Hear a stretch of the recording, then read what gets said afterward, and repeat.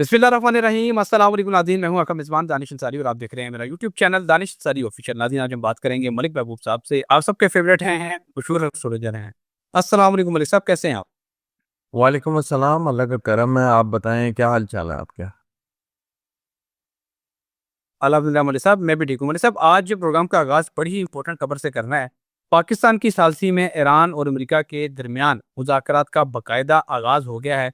15 ऐसे नकात हैं जो पेश किए गए हैं अमेरिका की तरफ से ईरान को, और दिलचस्प बात यह है कि ईरान ने इन नकात पे गौर भी शुरू कर दिया है और इस बात की तस्दीक की है पाकिस्तान के वज़ीर इसहाक डार ने। और सबसे इम्पोर्टेंट बात ये है कि अमेरिका ने इसमें 2 अहम शराइत रखी हैं, और वो शराइत ये हैं कि ईरान जो अपनी अफ़ज़ोदा यानी कि इनरिच्ड यूरेनियम है, उसको ख़त्म कर दे या किसी के हवाले कर दे, रूस के हवाले कर दे या अमेरिका के हवाले कर दे। दूसरी शर्त ये रखी गई है कि जो बैलिस्टिक मिसाइल प्रोग्राम है ईरान का, उस पे सख्त पाबंदी आयद की जाए। ये मुतालबा किया गया। सर, ये दोनों ही मुतालबे ईरान की बका को ख़तरे में डालने के मुतरादिफ हैं। तो मेरा पहला सवाल आपसे यही है, क्या ईरान इतने बड़े मुतालबे मान लेगा? गो के ईरान पहले कहता आया है कि जब हम मुज़ाकरात कर रहे थे, पहले जंग शुरू होने से पहले जब मुज़ाकरात कर रहे थे, तो हम ये शराइत मान लेने के लिए तैयार खड़े थे। लेकिन सर, अब तो अमेरिका और इसराइल की तरफ से जो जंग की गई, जंग मुसल्लत की गई, क्या अब आपको दिखाई देता है कि ईरान ये मुतालबात मान लेगा?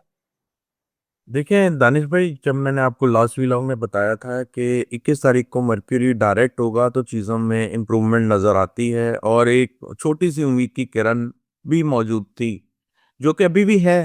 तो आपने एक चीज़ नोटिस की है कि बजाय ये जो बमबारी और ये सिलसिले तो चल रहे हैं, लेकिन इन्होंने थोड़ा लॉजिक को इस्तेमाल करके मुज़ाकरात की पेशकश मतलब उनके सामने लेकर आए हैं। पर अनफॉर्चुनेटली मैंने पहले भी कहा है कि ये जंग जरा तवील चल सकती है। अब जो नेक्स्ट राउंड आने वाला है उसमें ऑयल को लेके ये मुज़ाकरात कामयाब होते हुए नजर नहीं आएंगे, ये बात याद रखिएगा। लेकिन कमी जरूर आना शुरू हो जाएगी, जैसे मैंने पहले भी कहा है। लेकिन ऑयल की वजह सिर्फ इनके लिए बहुत बड़ा प्रॉब्लम बनेगी और ये मुज़ाकरात नाकामी की तरफ जाएंगे। और अनफॉर्चुनेटली अगले 3-4 दिन, जैसे फ्राइडे से लेके आज थर्सडे है मेरे यहाँ, आपके वहाँ पे थर्सडे नाइट होगा। फ्राइडे से लेके संडे के दरमियान, मतलब ये जो अगले 4 दिन आ रहे हैं, ये फिर मून की ऐसी ट्रांजिट बना रहे हैं कि खुदा ना खास्ता कोई नया सरप्राइज आपके सामने आएगा। मुझे याद नहीं बनता कि मेरे ख्याल से फ्राइडे को ही इनकी डेडलाइन भी है 5 दिनों की, जो उन्होंने पोस्टपोन की थी। और ये फिर मुज़ाकरात के अंदर ऐसी कोई बात लेकर आएंगे कि मुज़ाकरात नहीं हुए हैं खुदा ना खास्ता, और फिर ये एक और जंग को फिर जैसे जैसे महाज नया खुल जाना, एक नया महाज खोलने की कोशिश करेंगे। Okay sir. अच्छा सर, एक इम्पोर्टेंट क्वेश्चन इसी से बता दिया गया, क्योंकि पाकिस्तान मीडिएटर का यानी कि सालिस का किरदार अदा कर रहा है, और हमने देखा है कि पाकिस्तान ने जब भी किसी पराए फड्डे में टांग अड़ाई या किसी की एक फरीक की मदद करने की कोशिश की, तो पाकिस्तान को बहुत नुकसान हुआ। ना सिर्फ अरबों डॉलर का नुकसान हुआ, बल्कि जानी और माली नुकसान भी हुआ। इस मर्तबा पाकिस्तान जो मीडिएटर का किरदार अदा कर रहा है, पाकिस्तान के सितारे क्या बता रहे हैं?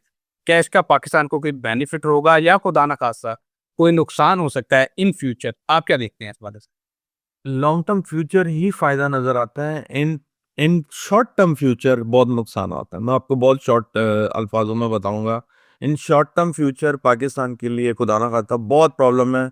और जैसे मैंने कहा है कि पाकिस्तान के खुद के सितारे ऐसे चल रहे हैं कि इधर चांसेस है कोई नई जंग का आगाज हो जाए। अल्लाह करे ऐसा ना हो, लेकिन ये बहुत क्लियर नजर आ रहा है। टिल 15 मई तक के सितारे ऐसे ही हैं। Okay sir. अच्छा सर, एक और इम्पोर्टेंट चीज़ ये हुई है कि ईरान जंग में अभी तक की बदतरीन नाकामी के बाद और फ्यूल कीमतों के इजाफे की वजह से अमेरिका में और दुनिया भर में डोनाल्ड ट्रंप की जो मकबूलियत है उसमें कमी आई है। मिड टर्म इलेक्शन भी सर पे हैं। आप क्या देख रहे हैं? क्या डोनाल्ड ट्रंप अपने ओहदे से हटाए जा सकते हैं? क्या उनकी जो इम्पीचमेंट है उसका कोई खतरा आपको दिखाई देता है, मुआवजे का? क्या देख रहे हैं? जी, आने वाले दिनों में इनके लिए बहुत सारे ट्रबल नज़र आते हैं। और अगर मैं देखूं कंप्लीट टेन्योर, तो वो तो ये कंप्लीट नहीं करेंगे। अपने इस सदारत का टेन्योर कंप्लीट नहीं करेंगे।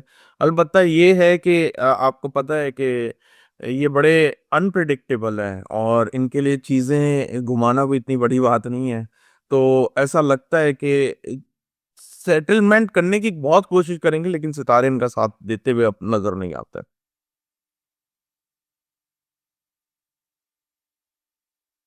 Okay sir. अच्छा सर, व्हाइट हाउस की तरफ से गुज़श्ता रोज़ ये बयान जारी किया गया था कि ईरान ने शिकस्त तस्लीम ना की तो मज़ीद सख्त हमले करेंगे। और सर इस बयान के फ़ौरन बाद आज जो है ईरान ने जो है निकात पे वोट शुरू कर दिया है, या अमेरिका ने वो निकात पेश कर दिए। सर ऐसे सिनेरियो में कि एक तरफ से जो है वो धमकियाँ दी जा रही हैं और दूसरी तरफ से कहा जा रहा है मुज़ाकरात करें। क्या आपको कोई वाक़ई कोई हल निकलता दिखाई दे रहा है, या फिर ये सिर्फ़ वक़्ती तौर पे जमा खर्च जो है वही है और उसके बाद फिर दोबारा जंग शुरू हो जाएगी?